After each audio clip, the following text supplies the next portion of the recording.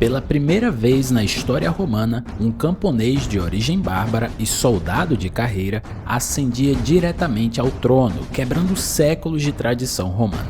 Maximino o Trácio teve uma origem humilde e, segundo os registros históricos, tinha um tamanho impressionante de mais de 2 metros de altura. Mesmo começando do zero como soldado comum, Maximino conseguiu conquistar o posto mais alto do império, se tornando imperador romano, algo que nunca havia acontecido antes. Mas como ele conseguiu fazer isso? É isso que nós vamos ver no vídeo de hoje. Maximino nasceu por volta do ano 173 d.C. em uma região da Trácia que hoje corresponde a partes da Bulgária e da Grécia. O seu nome de nascimento era Caio Júlio Vero Maximino, e ele veio de origens humildes e estrangeiras para os padrões romanos. Ele era filho de um pai gótico e de uma mãe alana, o que sublinha sua origem não romana e a ausência de vínculos com a elite política da capital Roma. Maximino era considerado um bárbaro para os padrões da elite romana. Apesar do Edito de Caracalla em 212 ter concedido cidadania a todos os habitantes livres do império, o Senado romano via Maximino como alguém que nem mesmo era um verdadeiro romano, ressaltando sua origem trácia e suas raízes humildes. Segundo a história augusta, ele começou sua vida adulta como pastor e líder de pequenos grupos de bandidos, ocupações muito comuns entre os habitantes das fronteiras do império, que muitas vezes viviam à margem da lei romana. E a aparência física de Maximino é retratada de maneira impressionante nas fontes antigas, mas também é cercada de exageros e possíveis lendas.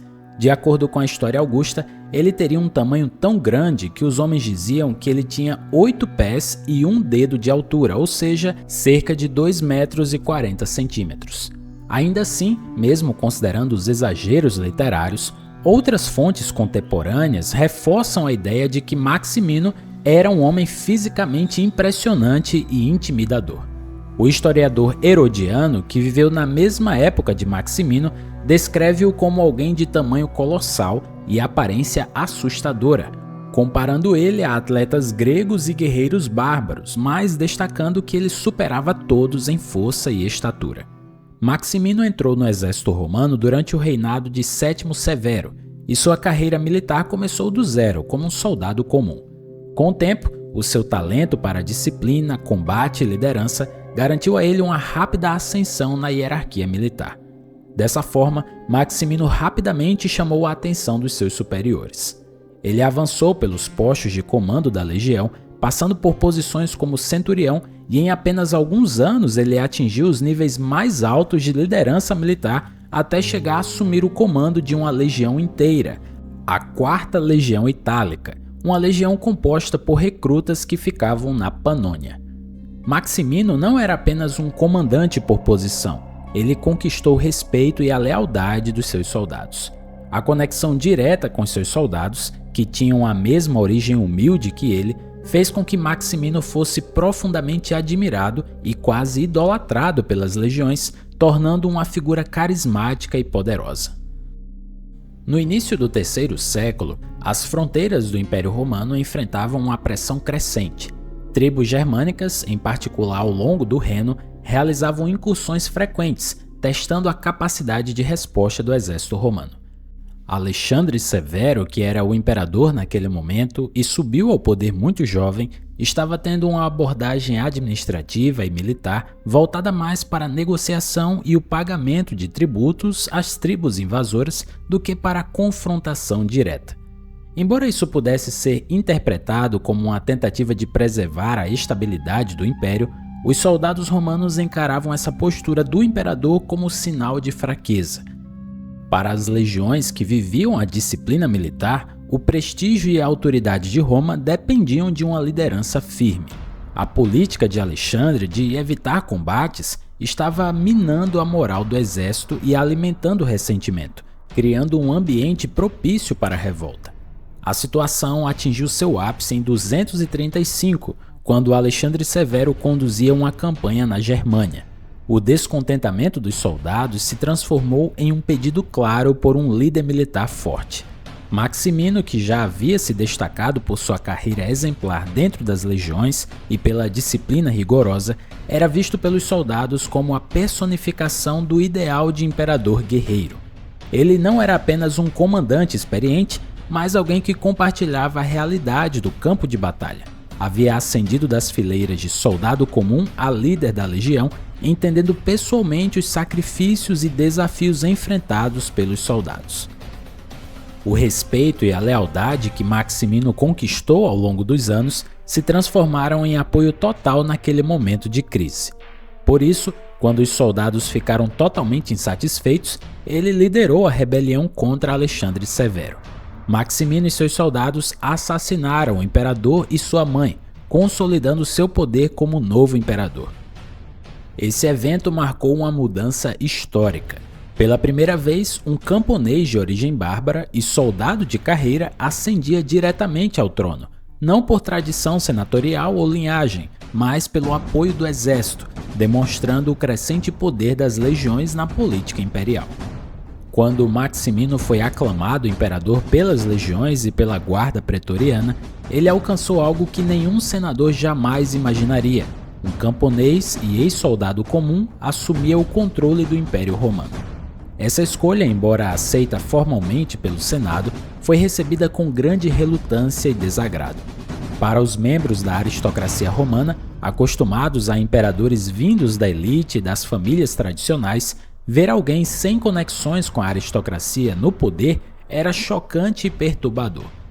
Mas a desaprovação do Senado não impediu Maximino de agir, mas deixou claro que seu governo começaria com tensões entre ele e a classe política romana. O início do reinado de Maximino foi marcado por medidas rápidas e severas. Ele eliminou os conselheiros mais próximos de Alexandre Severo, garantindo que não houvesse opositores internos capazes de desafiar sua autoridade. Para financiar o exército, que era a base do seu poder, e para custear suas campanhas militares, Maximino adotou políticas extremamente duras contra a elite senatorial. Famílias ricas perderam suas fortunas e ele chegou a confiscar tesouros de cidades e templos. Ações que desagradaram profundamente não apenas a aristocracia, mas também o povo de Roma, que via com desconfiança a perseguição a figuras respeitadas. Essas medidas, embora eficazes para manter o exército leal, tornaram Maximino um imperador impopular entre os senadores e entre a população romana. Além do impacto imediato, o governo de Maximino marcou simbolicamente o início de um período turbulento conhecido como a Crise do Terceiro Século. Esse período foi caracterizado pelo quase colapso do Império Romano entre 235 a 284, resultado de crises políticas, econômicas, militares e sociais simultâneas. A ascensão de um soldado de origem humilde que dependia diretamente do apoio das legiões e a perseguição brutal à elite ilustram como a estrutura tradicional de poder em Roma estava sendo desafiada. Maximino, portanto, não apenas iniciou seu próprio governo de forma violenta e controversa, mas também inaugurou uma era em que o império enfrentaria instabilidade quase constante, marcada por guerras civis, usurpadores e dificuldades econômicas. Uma das características mais notáveis do governo de Maximino foi a sua decisão de nunca visitar Roma. Diferentemente de muitos imperadores anteriores, que governaram diretamente a partir da capital e mantinham relações estreitas com o Senado e a população, Maximino escolheu administrar o império a partir das fronteiras, junto ao exército. Desde o início do seu governo, Maximino estabeleceu a guerra como a política central do império. A sua primeira campanha foi contra os alamanos, uma tribo germânica que ameaçava as fronteiras do Reno.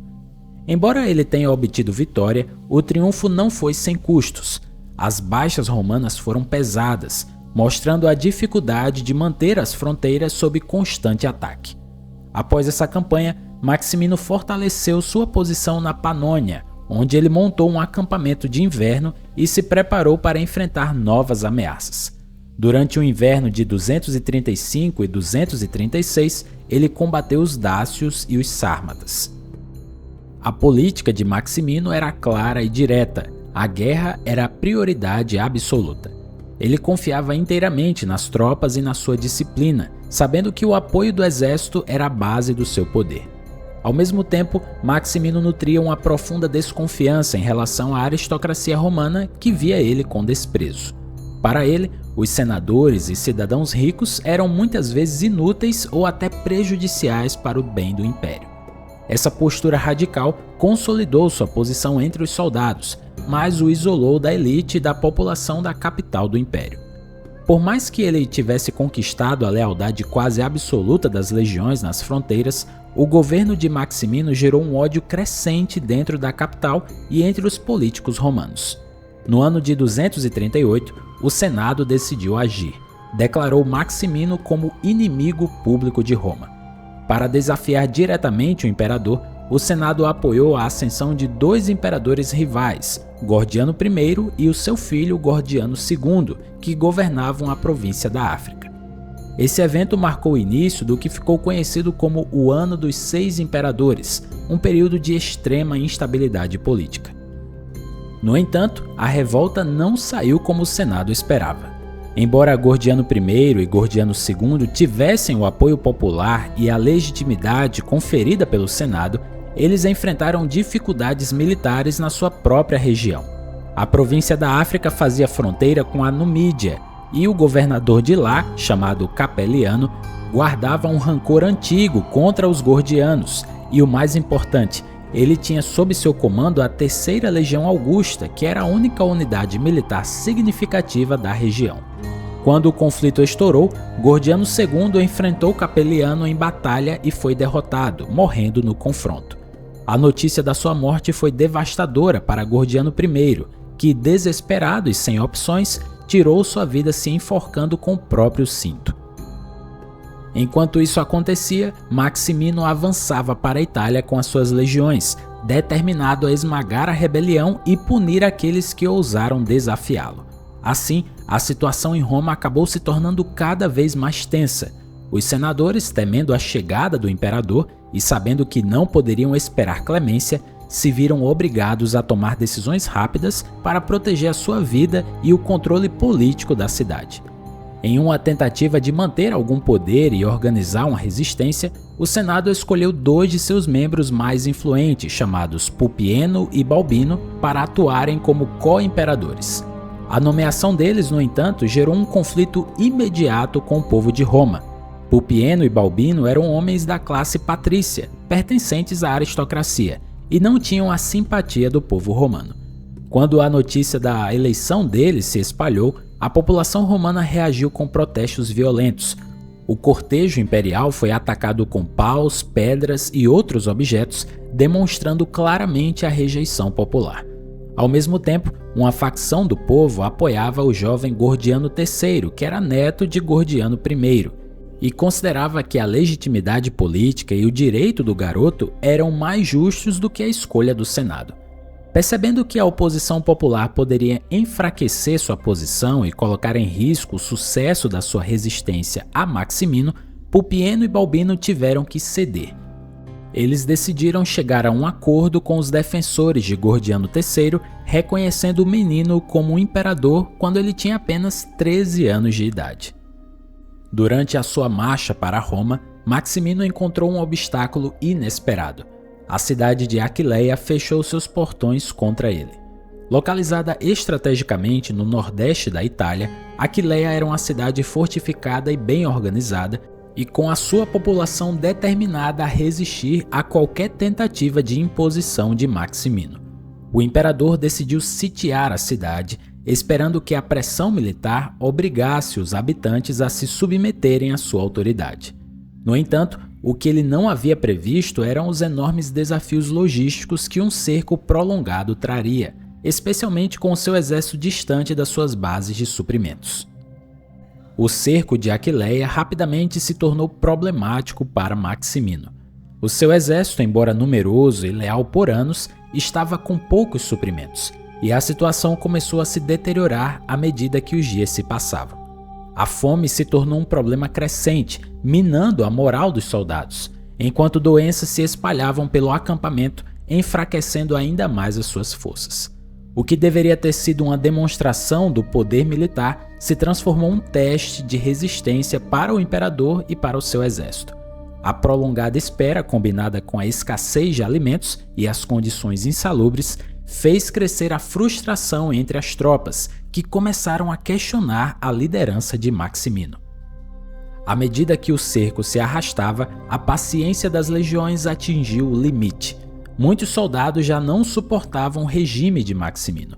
O que começou como um sentimento de cansaço se transformou rapidamente em uma rebelião aberta. Por volta de maio ou junho de 238, depois de aproximadamente 4 semanas de cerco, o exército, completamente desmoralizado e exausto, decidiu agir contra o seu próprio comandante. A Segunda Legião Pártica, uma das unidades mais poderosas e prestigiadas do Império, deu o golpe final. Assassinou Maximino, encerrando de forma violenta o seu curto e turbulento reinado. Maximino e seu filho foram assassinados pelos próprios soldados que cortaram suas cabeças e as enviaram ao Senado em Roma. O assassinato de Maximino e do seu filho encerrou um breve reinado de apenas 3 anos, mas deixou marcas profundas no Império Romano. A sua trajetória, da pobreza à posição mais alta do poder, representou a ascensão mais dramática de um soldado comum ao trono imperial, algo sem precedentes na história romana até aquele momento. Então, se você gostou de conhecer mais sobre a história desse imperador romano, não se esqueça de deixar um like nesse vídeo e também de se inscrever no nosso canal. E eu vou deixar aqui de lado uma outra sugestão de vídeo para você assistir. Então, a gente se vê no próximo vídeo.